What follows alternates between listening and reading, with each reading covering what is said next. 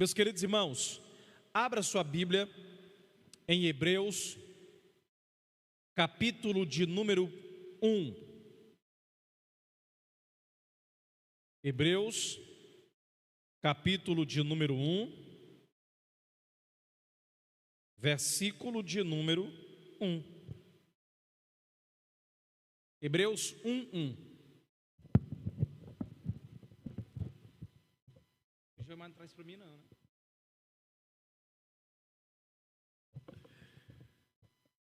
Hebreus capítulo 1, verso de número 1. Vamos dar continuidade nessa noite à nossa declaração de fé das Assembleias de Deus. Quem trouxe a declaração? Levante ela aí. Quem trouxe?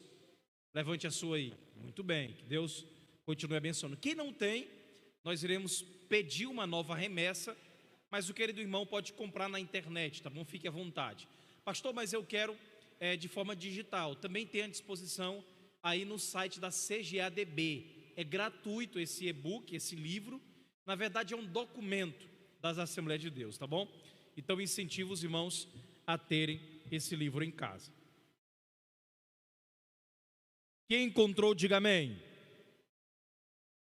Diz assim a palavra do Senhor: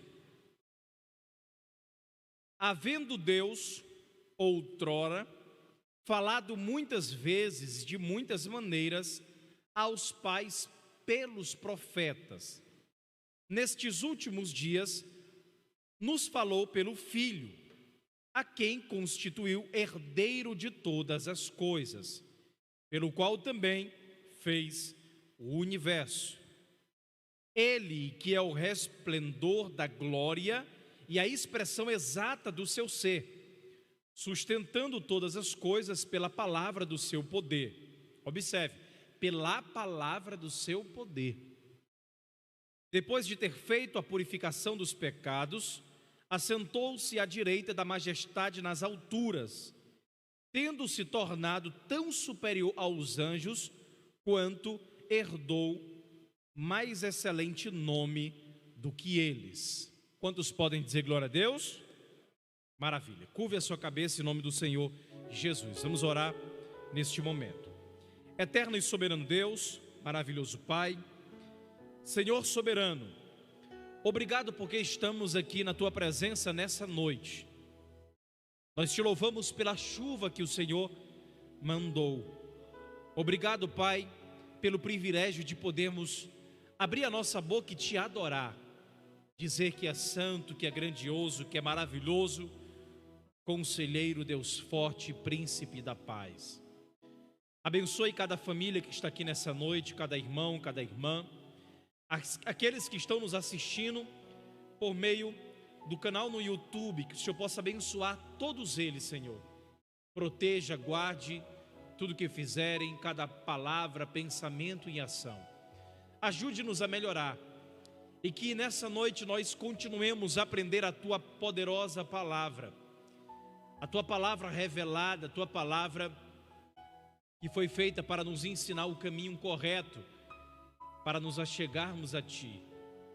Que continuemos, Pai, nos aperfeiçoando de acordo com a Tua vontade e o Teu caráter, pois Tu és santo, soberano e perfeito. Amém. Maravilha. Meus irmãos, vamos, a partir desse momento, página 27, abra aí por gentileza. Página 27, nós ainda estamos no capítulo 1, que trata sobre as Sagradas Escrituras.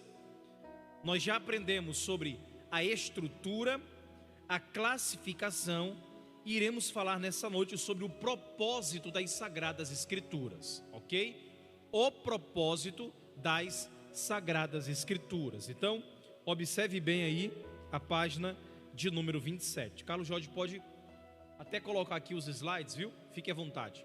O fundo musical pode tirar, por gentileza. Propósito, vamos lá. O que nós aprendemos até aqui?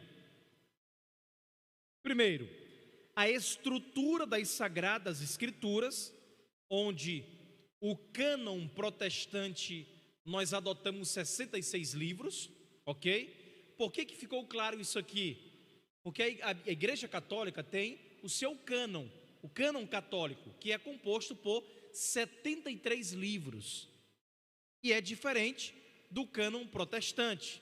O nosso tem 66 livros, perfeito? Tratamos também da classificação da Bíblia Sagrada. No que diz respeito ao Antigo Testamento, nós temos quantos livros no Antigo Testamento, igreja? Vamos lá, quantos? 39. E no Novo? 27, perfeito. No Antigo Testamento, nós podemos dividi-lo em 5 partes, melhor dizendo, 4 partes, não é isso? Qual é a primeira parte? Lei. A segunda parte? Históricos. A terceira parte? Poéticos. E a última? Proféticos, perfeito. Antigo Testamento. No que diz respeito ao Novo Testamento, nós podemos também dividir em quantas partes? Quantas? 4. Quais são? Primeiro, evangelhos. Segundo, histórico. Terceiro, epístolas. E quarto, exatamente, revelação. Perfeito. Aprendemos isso até aqui, ok? Então vamos lá. Está aqui a estrutura, a classificação, já aprendemos.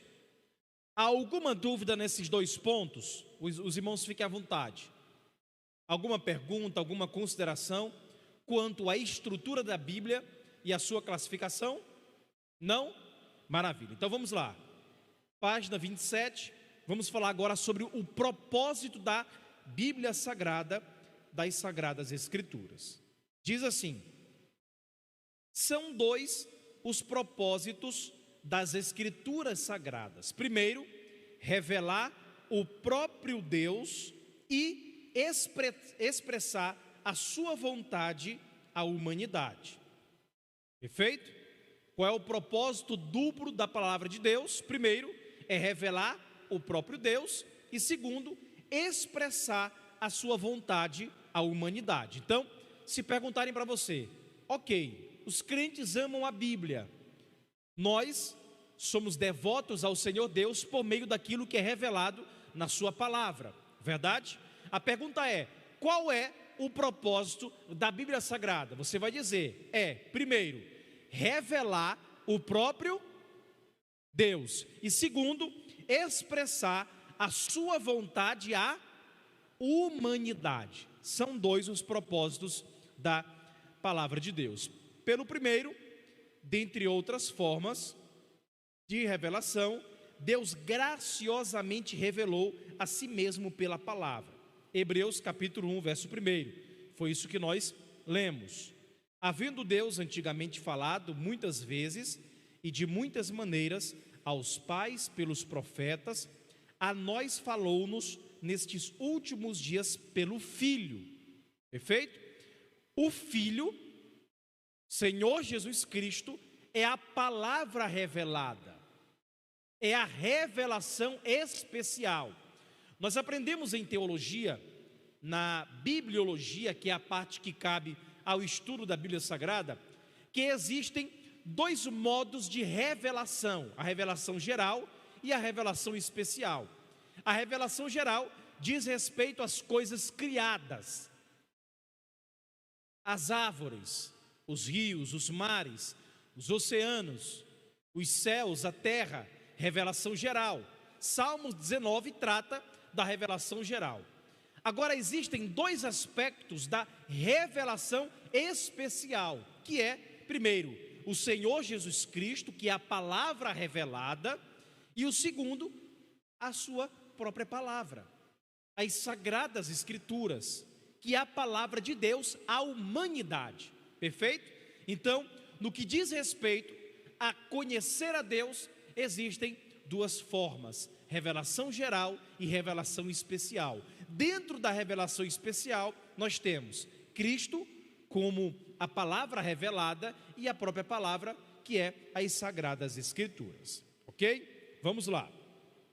Pelo segundo propósito, Deus, ele expressa claramente a sua vontade redentora a todos e a cada um dos seres humanos, sem nenhuma acepção de pessoas, por meio da fé em Jesus Cristo. Olha o que diz aí Romanos capítulo 1, verso 17: porque nele se descobre a justiça de Deus de fé em fé, como está escrito, mas o justo viverá pela, vamos lá, mas o justo viverá pela fé. Muito bem, então observe, assim sendo, o Senhor Jesus Cristo, Ele é o centro das Escrituras, marque isso aí, e nunca esqueça disso.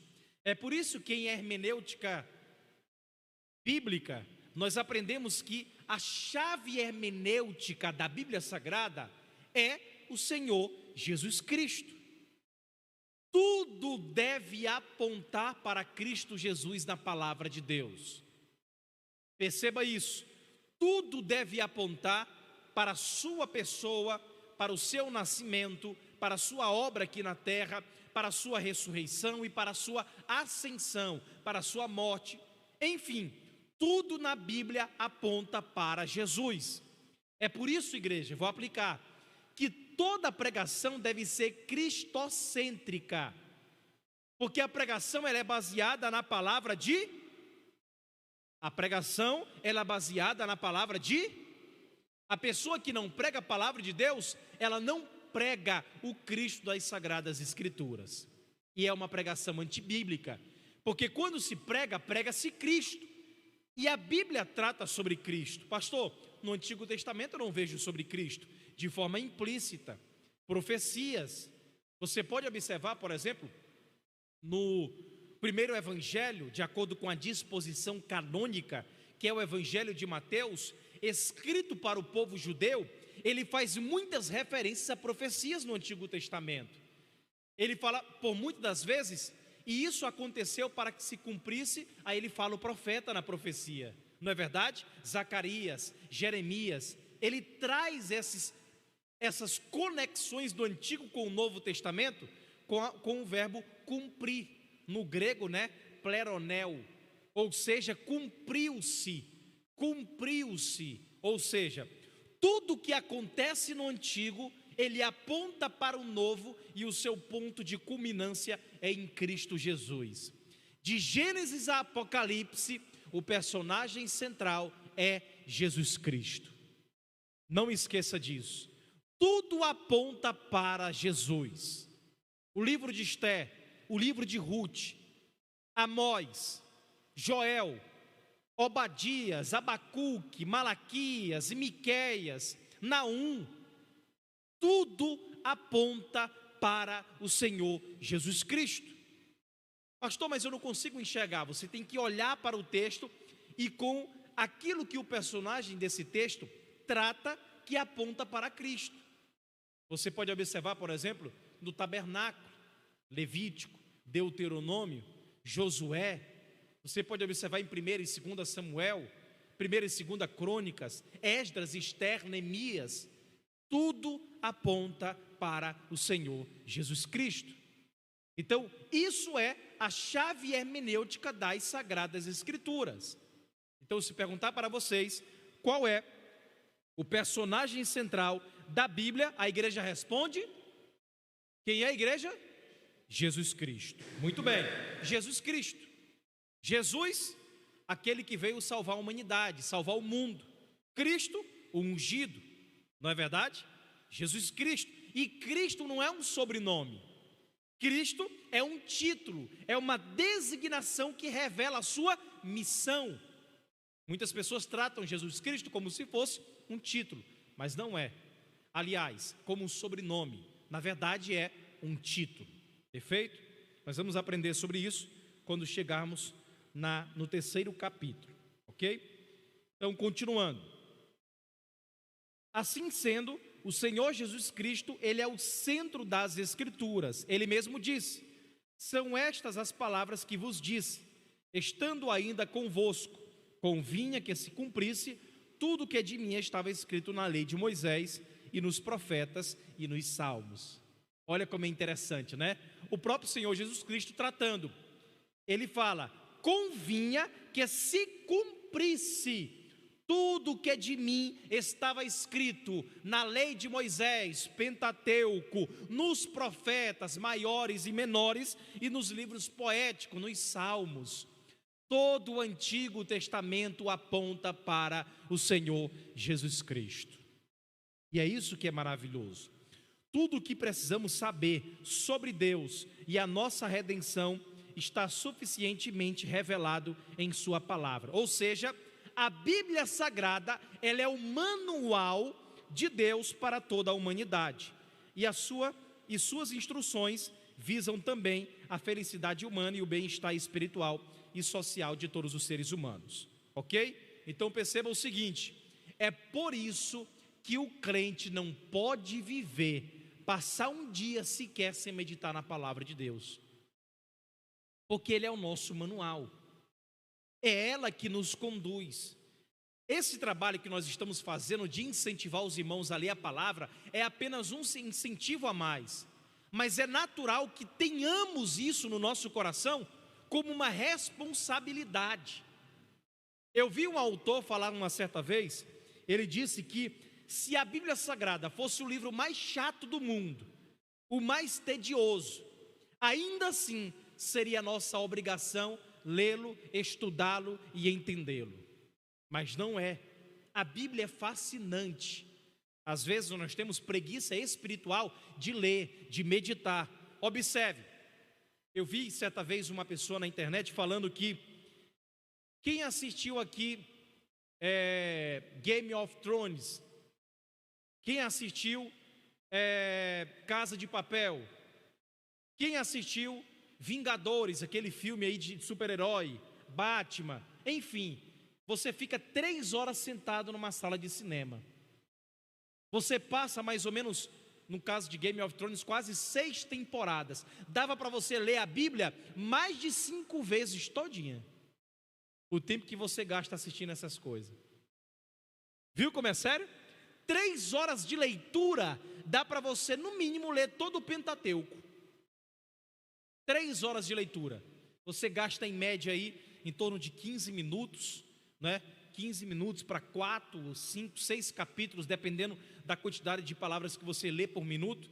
Então, 3 horas, você no mínimo termina Gênesis, Êxodo, Levítico, vamos supor. 3 horas de leitura.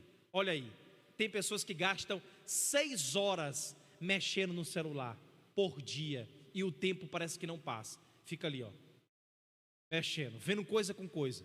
E na Bíblia não gasta 15 minutos diariamente. É isso que é sério.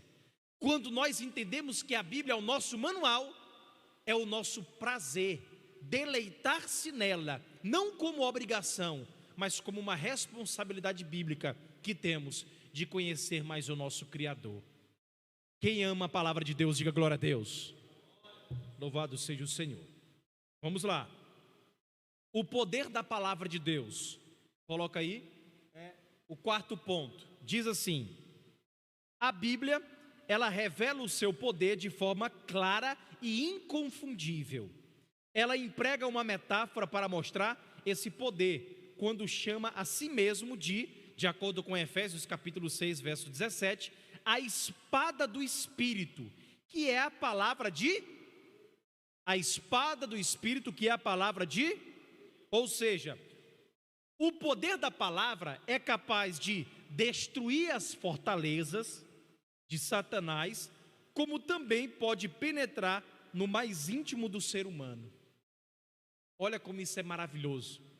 E isso, igreja, quando nós percebemos que a Bíblia, ela é o Espírito, a espada do Espírito, que é a palavra de Deus, isso tira carga dos nossos ombros. Sabe por quê? Porque tem muito pregador aflito, tem muitas pessoas que vão para a igreja querendo demonstrar resultado com a quantidade de conversão ou de línguas estranhas que é ouvida no púlpito, ou a quantidade de glória a Deus que são ditos no púlpito. Mas essa não deve ser a preocupação de um pregador.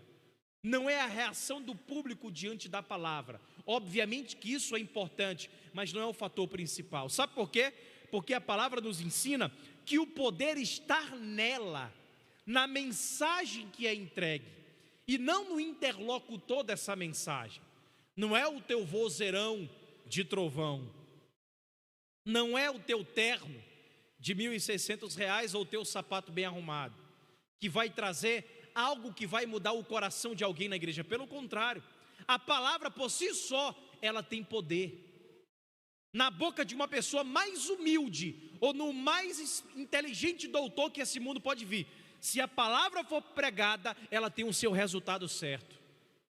É assim que nós cremos, porque o resultado não está em quem prega, o resultado está na mensagem que é pregada. É isso que nós entendemos. Não é gritar, não é falar alto, fazer movimento, não. Isso tudo são subterfúgios humanos. Tem pessoas que até manipulam o seu público. Mas, meus irmãos, a Bíblia nos ensina, a espada do Espírito, que é a palavra ela que é a espada do Espírito, ela que penetra, ela vai penetrando e volta cortando, ela serve para mim e serve para você, tanto para quem prega, quanto para quem escuta essa palavra, ela serve para todos nós. O que importa de um pregador é que ele pregue a palavra, ele apenas pregue, deixa que o Espírito Santo vai fazer o seu trabalho. O que nos cabe é pregar a palavra de Deus. O próprio Senhor Jesus Cristo, ele derrotou Satanás usando o poder das Escrituras, quando foi tentado por este no deserto. Jesus evitou qualquer outro argumento, ele abriu mão do uso de seus poderes sobrenaturais, característicos do seu ministério terreno, e disse apenas: está escrito. Olha como isso é maravilhoso. Ele disse isso por 3 vezes.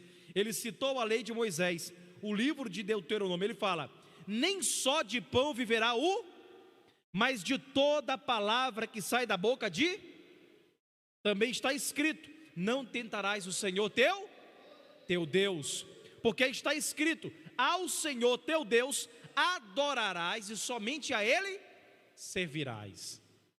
Meus irmãos, o próprio Senhor Jesus Cristo usou a palavra de Deus para confrontar os poderes malignos de Satanás. E tem gente que quer usar a sua sabedoria para lidar com as invertidas do maligno no dia a dia. Não vai conseguir. Sim.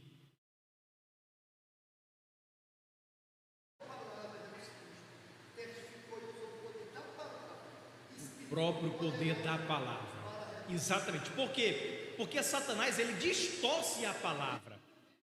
Exatamente. O problema de muitas igrejas, de muitas pessoas, é porque elas leem a palavra, mas não entendem o que ela diz. Ou às vezes, elas querem que ela diga aquilo que ele está querendo dizer, e não do que realmente ela diz. Sabe qual é o nome disso? Método dedutivo. Eu deduzo coisas a respeito da palavra e não induzo. O que é indução? É captar dela a sua mensagem. Quer um exemplo? Muitas pessoas escutam: porque o diabo veio para matar, roubar e... Vamos lá. Porque o diabo veio para matar, roubar e destruir. Como é que está o texto de João 10:10? Coloca aí, Carlos Jorge. João capítulo 10, verso 10. Só um exemplo, para vocês perceberem que às vezes nós vamos muito pelo escutar e pouco nós olhamos e verificamos se está no texto assim. Olha aí, o ladrão não vem senão roubar, matar e... No texto tem diabo? Sim ou não? O texto tem ladrão, e aqui não é diabo, é ladrão. Pastor, mas o diabo faz isso. Mas o texto não fala de diabo, o texto fala de ladrão. O texto é claro. Vocês entenderam? Quem já ouviu, por exemplo, alguém falar, algum pregador, que o sacerdote no templo, no sumo sacerdote, ele tinha que entrar com a corda, não é verdade? Que caso ele morresse, ele tinha que ser puxado, também tinha um sino. Quem já viu isso? Levante a mão. Aonde é que está isso na Bíblia? Procura, meu irmão, acha aí. Isso aí, meus irmãos, foi inventado no século XIV, na Cabala, que é uns escritos judaicos na Espanha. Não tem nada com evidência bíblica, porque primeiro o sumo sacerdote, ele nem entraria impuro lá dentro, não poderia entrar. É só olhar o texto. Josué, porque eu e minha casa serviremos ao Senhor. É bonito, é maravilhoso, mas ali não é um texto de triunfo, ali é um texto de lamentação. Ele está falando: Senhor, eu e minha casa ainda estamos te servindo, mas o povo que o Senhor me deu é infiel. O contexto é de tristeza, não de exultação. Vocês entenderam? E, meus irmãos, existem diversos outros exemplos, muitos outros exemplos na Bíblia, que a gente vai mais pelo escutar do que pelo conferir. Lembra daquele rapaz, está no YouTube, vocês podem procurar, que ele, dizendo ele que era um pastor de igreja, ele viu num texto lá, parece que é de Oséias, capítulo 6, vai lá e adultera. Ele não leu direito, é adúltera e não adultera. Então ele diz que recebeu uma visão, um sonho baseado nesse texto, que é para ele deitar com a irmã da igreja que ele estava congregando. Vocês acreditam nisso? Pastor, não acredito não. Olha no YouTube, o Fantástico foi lá, entrevistou ele, olhou, conversou, e o repórter que não era crente falou: mas espera aí, não tem um acento agudo aqui, não é adultera? Aí ele: não, foi bom você ter tocado nisso aí, tentando mudar de assunto. Olha como isso é sério. Às vezes a pessoa não sabe nem ler direito e começa a deduzir coisas sobre a Bíblia. Então, às vezes não é ataque de Satanás, às vezes é a pessoa que tem preguiça espiritual de estudar o texto sagrado.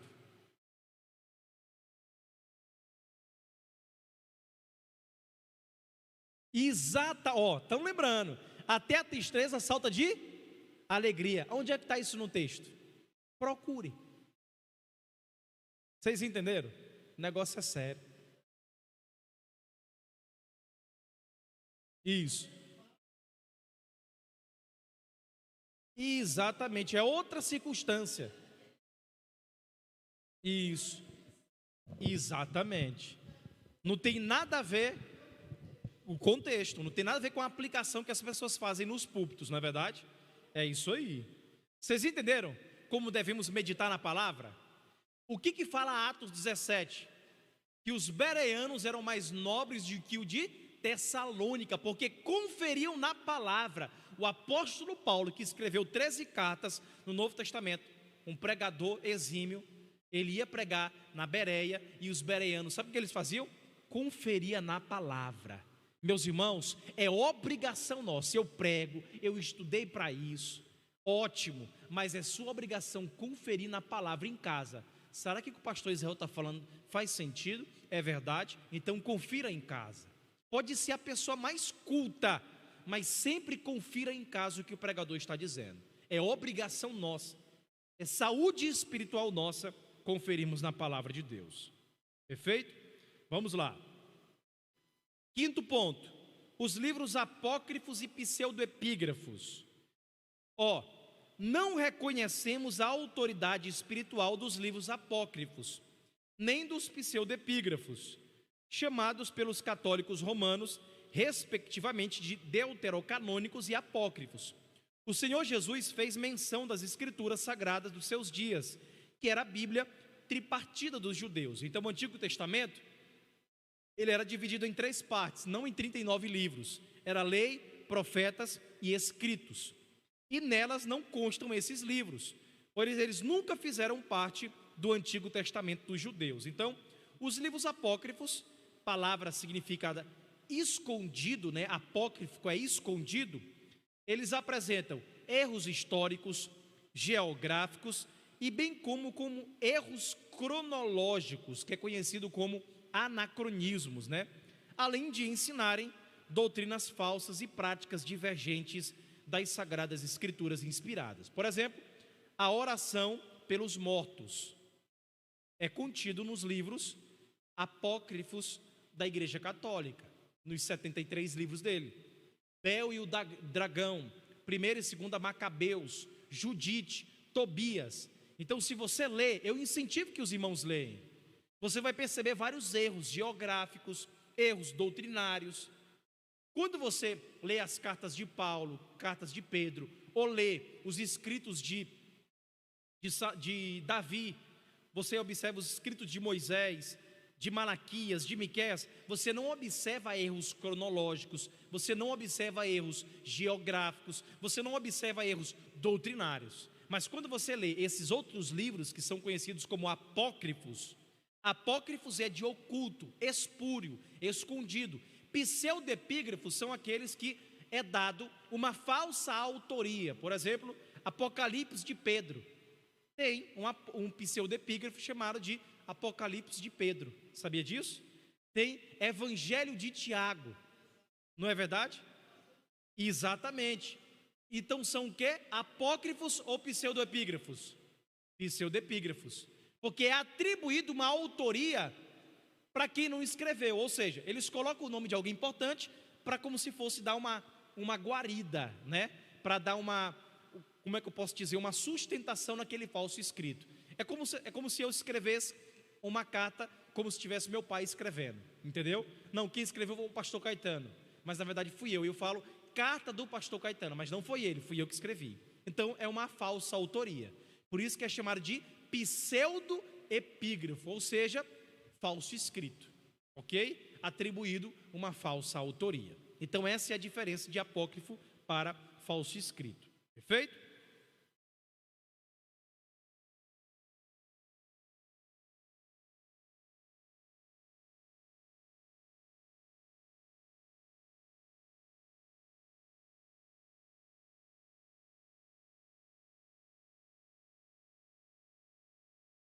Não, todas é ladrão. Sim, mas não. Aqui não é dificuldade de tradução. Aqui é ouvir falar mesmo. É,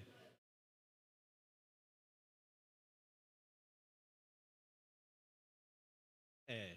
Não. Aqui é ladrão mesmo. É.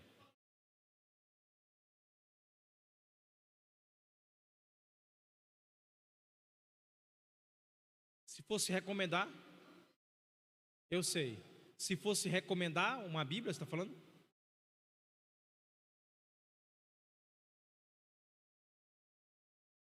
Não, não. Todas são ladrão. Todas. NVI, NVT, Nova Tradução na Linguagem de Hoje, King James, Ara, Almeida Revista e Corrigida, todas elas é ladrão. O Carlos Jorge pode até colocar aí várias versões de João 10, 10, a gente vai perceber. Ladrão, salteador. Mas diabo não. Diabo não. Não, eu acho que está ladrão e salteador, porque adversário já remete a Satanás, Exatamente. Perfeito. Muito bem. Oi? Eu poderia até colocar, negócio que o Carlos Jorge não tem um software bíblico aí. Eu ia mostrar para vocês no texto original. Tu tem um grego não aí não, né? É? O texto em grego não, né? Não, depois eu vou passar para você o módulo, viu?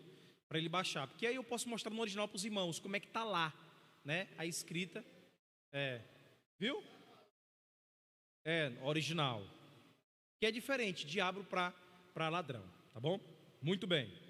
Continuando. Último tópico, sexto, a mensagem, ok? Observe aqui, sexto, a mensagem. A Bíblia é, portanto, a mensagem clara, objetiva, entendível, completa e amorosa de Deus, cujo alvo principal é, pela persuasão do Espírito Santo, levar-nos à redenção em Jesus Cristo. Então, observe o seguinte: nós a interpretamos sobre a orientação de quem? Como é que nós interpretamos a Bíblia sob a orientação de quem? Do Espírito Santo, observando as regras gramaticais de contexto histórico e literário. Olha como é importante. Tem igreja, tem pastor que fala assim: não, é só ler a Bíblia, leia ela do jeito que você entender e está ok. Tem igreja que tem aversão ao estudo teológico, sabia disso? Eles não incentivam os seus membros a estudarem a Bíblia teologicamente. E isso é um erro, porque a Bíblia é um texto, igreja. A Bíblia é um texto, e um texto que precisa ser analisado dentro de aspectos contextuais e sintáticos. Sabia disso? Para se fazer uma exegese de um texto bíblico, é necessário entender um pouco de sintaxe, é necessário saber o que é um substantivo, o que é um verbo, qual é a posição do sujeito, A nossa língua portuguesa, por exemplo, é uma linguagem analítica. O que determina o sujeito é a posição dentro de uma oração.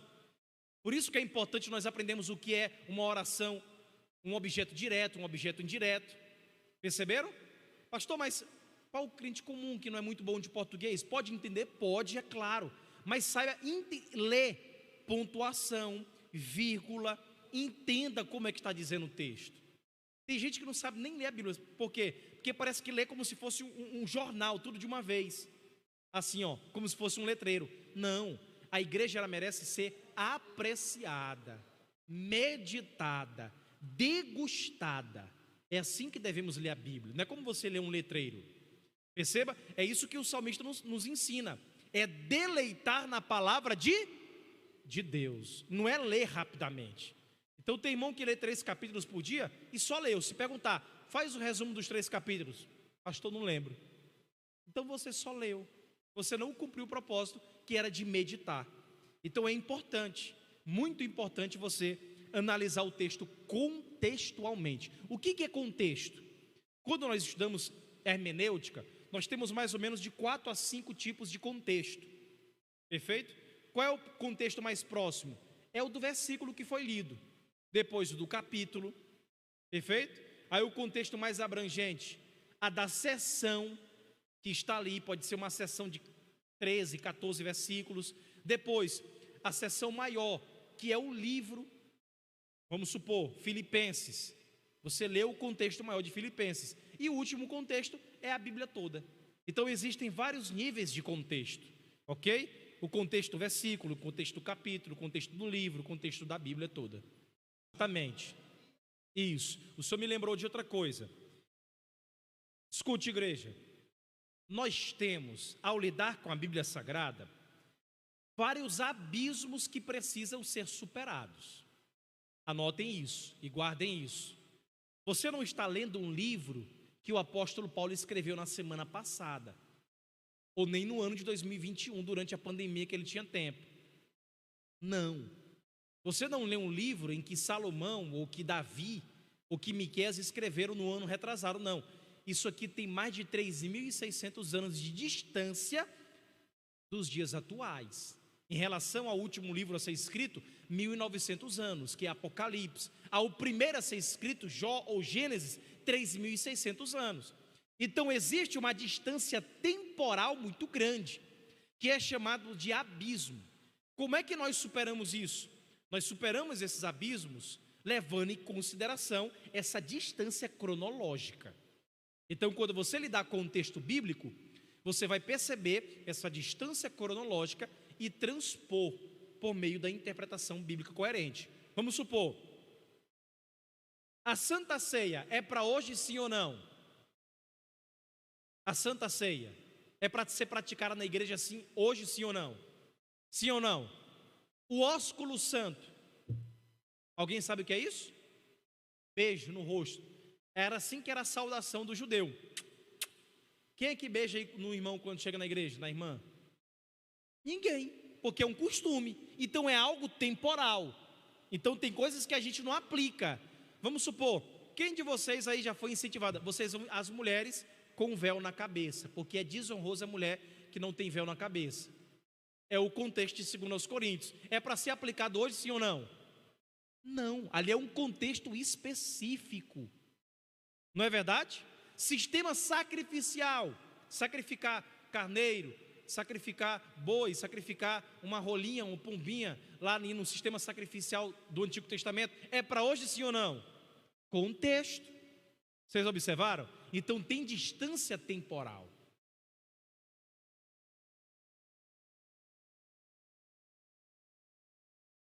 Como?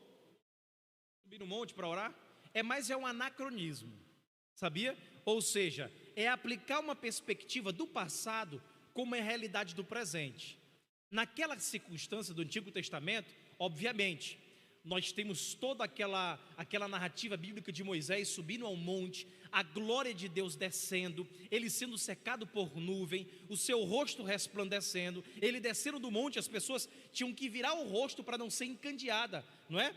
Com o resplendor da glória. Isso é um contexto específico. Então, às vezes, nós queremos aplicar essas particularidades do Antigo Testamento na realidade presente. Eu pergunto para você: a conexão com Deus é melhor no monte, que é mais perto, ou dentro do nosso quarto, ou tanto faz? Não, eu fiz uma pergunta, ou tanto faz? Depois dá o ponto de vista. Exatamente, em qualquer lugar. Então a presença de Deus não é um aspecto geográfico. Tem a ver com o quê? Com uma contrição de coração, quebrantamento. Então aquela questão de subir ao monte é uma questão temporal, com um povo específico. O que Deus estava fazendo com Moisés no monte? Qual era o nome do monte? Monte Sinai. O que ele estava fazendo com Moisés lá? Dando as tábuas da lei, ensinando o povo. Eles estavam acostumados com milagre, meu irmão. Era coluna de noite e de manhã nuvem, cobrindo aquele povo. Era maná do céu, era a glória de Deus descendo, era um monte tremendo. Coisas extraordinárias, não é verdade? Hoje, no Nova Aliança, tem outra perspectiva.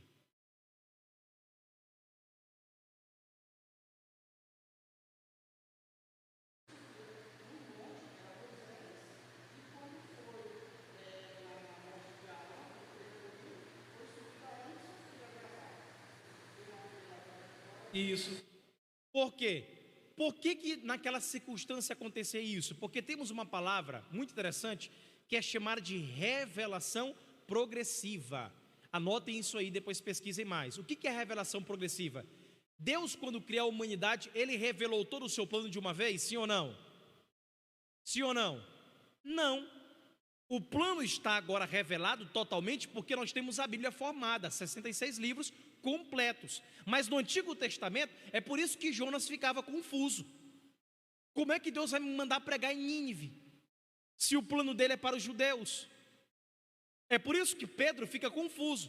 Como é que Deus me manda pregar na casa de Cornélio, se o plano dele é com os judeus? Aí Deus, visão, anjo, ensinando, conduzindo. Aí Paulo já foi entender, como apóstolo dos gentios, que o plano da salvação não era apenas para os judeus, era para toda a humanidade. Coisa que começou lá com Jonas, no início, não é verdade? E agora está se cumprindo totalmente e de uma forma bem clara no Novo Testamento.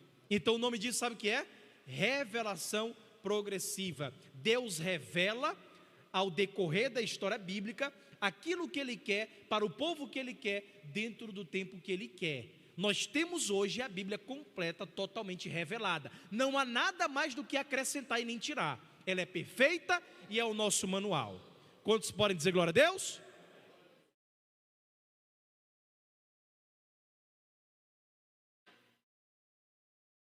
Isso.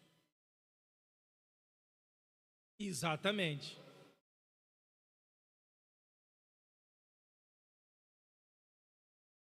Pode subir em qualquer lugar, claro, não há impeditivo, né? Porque tem pastor que fala assim, não, porque subir ao monte, né? Tem um aspecto de sacrifício. Tem deles que levam um galão de 20 litros nas costas, tem deles que sobem de joelhos. Sabe o que isso parece? Um legalismo do século 21, um farisaísmo. Como assim? É como se eu tenho que fazer coisas no meu corpo para me maltratar, para alcançar coisas com Deus. Era isso que Martinho Lutero estava fazendo, se chicoteando para estar mais perto de Deus. E a Bíblia nos ensina que não precisa disso. Não precisa.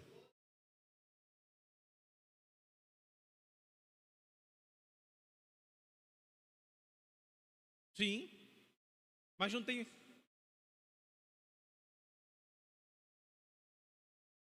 Sim, mas ali aquela circunstância geográfica é diferente, não é verdade? Porque se a presença de Deus se tivesse adstrita a um monte, como é que ficariam os irmãos que moram em planícies? Tinha que se deslocar para o monte para conversar com Deus? Não, ali, o intuito ali tem a ver com intimidade, tempo de exclusividade para falar com o Pai, é isso que ele estava nos ensinando.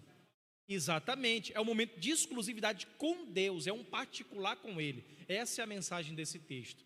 Então tem gente que presta atenção mais em aspectos secundários, entendeu? Do que na mensagem principal. Exatamente. Jejum. Quem de vocês aí já jejuou 40 dias? Levanta a mão. E aí? Não é verdade? Perfeito, vamos lá. Então, a Bíblia fornece-nos ainda o conhecimento essencial e indispensável à nossa comunhão com o Pai Celeste e com o nosso próximo. Assim sendo, não necessitamos de uma nova revelação. Escute, nós não necessitamos de uma nova revelação extraordinária ou pretensamente canônica para a nossa salvação e o nosso crescimento espiritual. O próprio Deus ordena que conservemos íntegra a sua palavra. O que diz Deuteronômio 4:2?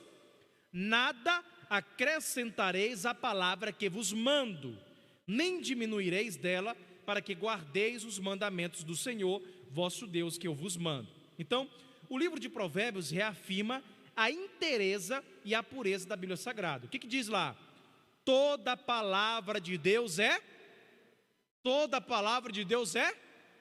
pura. Olha o que diz: toda palavra de Deus é pura, escudo é para os que confiam nela. Nada acrescentes às suas palavras, para que não te repreenda e sejas achado mentiroso. Olha que coisa maravilhosa. Então, no encerramento do cânone divino, o Senhor Jesus, ele chancela a integridade e a completude da Bíblia Sagrada. Olha o que diz Apocalipse 22, 18 e 19. Porque eu testifico a todo aquele que ouvir as palavras da profecia deste livro, que se alguém lhes acrescentar alguma coisa, Deus fará vir sobre ele as pragas que estão escritas neste livro. E se alguém tirar quaisquer palavras do livro desta profecia, Deus tirará a sua parte da árvore da vida e da cidade santa que estão escritas nele. Coisa maravilhosa, né? Então, a Bíblia, igreja, ela é completa e perfeita. Não precisa ser acrescentado nada. Não é o que digo, o que eu acho sobre ela. Ela já diz por si só o que ela realmente é. Ok? Então, quando você for pregar, preste atenção nisso. Vai servir para todos nós, como é interessante. Não diga assim: meus irmãos, nessa noite eu tive uma revelação da parte de Deus. Você está impreciso teologicamente, porque revelação, a Bíblia já diz, ninguém recebe mais. Estou falando no que se refere a cânone das Sagradas Escrituras, e não dons espirituais, Espírito Santo. Estou falando de receber palavra. Perfeito? O que nós temos hoje é outra intimidade, é iluminação. Então você é iluminado pelo Espírito Santo, porque você entendeu o texto bíblico, e não revelado. Perfeito? Então vamos lá. Como é que eu posso colocar para vocês? Imagine o seguinte: ideias na mente de Deus para a mente dos autores humanos. Qual é o nome dessa doutrina? Inspiração. Perfeito? Da mente dos autores mente de Deus, vamos supor, para a mente dos autores humanos, revelação. Mente dos autores humanos para o papiro, para as pedras, para o pergaminho, que eram os objetos que eram redigidos ali, as escrituras, inspiração. Da Bíblia Sagrada como está hoje, para a nossa mente, iluminação. São 3 estágios. Os irmãos entenderam? Vamos lá. Mente de Deus para a mente dos autores humanos. Qual é o nome da doutrina? Revelação. Perfeito? Mente dos autores humanos, que escreveram a Bíblia, Moisés, Paulo, Pedro, Tiago, enfim, para o objeto que eles usaram, pergaminho, papiro, etc. Inspiração. A Bíblia como está hoje, grego e hebraico, traduzido para o português moderno, perfeito? O que nós recebemos hoje? Revelação e inspiração? Sim ou não? Não, é iluminação, ok? Então são 3 estágios daquilo que Deus faz. Mente de Deus para a mente dos autores humanos. Qual é o nome da doutrina? Vamos lá, todos juntos, todos participando, até o Carlos Jorge, todo mundo. Vamos lá. Sacode ele aí. Mente de Deus para a mente dos autores humanos? Revelação, todos participem. Mente dos autores humanos para o objeto que usaram, papiro, pergaminho. Qual é o nome da doutrina? Inspiração. E do livro que nós temos hoje, a Bíblia Sagrada, 66, compilado, organizado, tem até slim, né? Bem pequena. Para a nossa mente, qual é o nome da doutrina? Iluminação. Perfeito? Então não confunda. Revelação, mente de Deus para a mente dos autores. Inspiração, mente dos autores para aquilo que eles escreveram. E iluminação, o que nós temos hoje para a nossa mente. Ok? São 3 estágios: revelação, inspiração e iluminação. Quantos podem dizer glória a Deus? Maravilha. Então, vamos orar neste momento e encerramos aqui o primeiro capítulo, né? Capítulo de número 1. Próxima quarta, iremos iniciar sobre Deus. Olha como é maravilhoso. Nós iremos aprender sobre os nomes de Deus, os seus atributos morais, os seus atributos de poder, os seus nomes, El-Elion, El-Shaddai, Adonai, Yahvé. Nós iremos aprender sobre as obras de Deus. Enfim, será um capítulo muito maravilhoso aí para o crescimento espiritual dos irmãos. A vitória é nossa. Vamos orar. Curve a sua cabeça em nome do Senhor Jesus. Maravilhoso Deus, grandioso Pai, obrigado porque podemos abrir a Tua Bíblia, Senhor, e conversar contigo. Obrigado pelo privilégio de poder ler, meditar, estudar, aprofundar nas Sagradas Escrituras. Nós somos uma geração privilegiada em que temos a revelação completa à nossa disposição. No Antigo Testamento as pessoas carregavam com 2 ou 3 homens para meditar nas sinagogas a Tua palavra. Hoje não, nós podemos carregar os 66 livros para todo lugar que queremos, basta nós meditarmos na Tua palavra. Senhor, que possamos ter humildade a abrir a Tua palavra, que possamos abrir a nossa mente, o nosso coração por meio do Teu Santo Espírito para aprender mais a Tua palavra, que ela seja o espírito da nossa alma, que ela venha penetrar com uma espada de 2 gumes, discernindo a alma e o espírito, para que possamos aprender a Tua vontade aqui nessa terra. Deus maravilhoso, que a Tua palavra seja lâmpada para os nossos pés e luz para os nossos caminhos.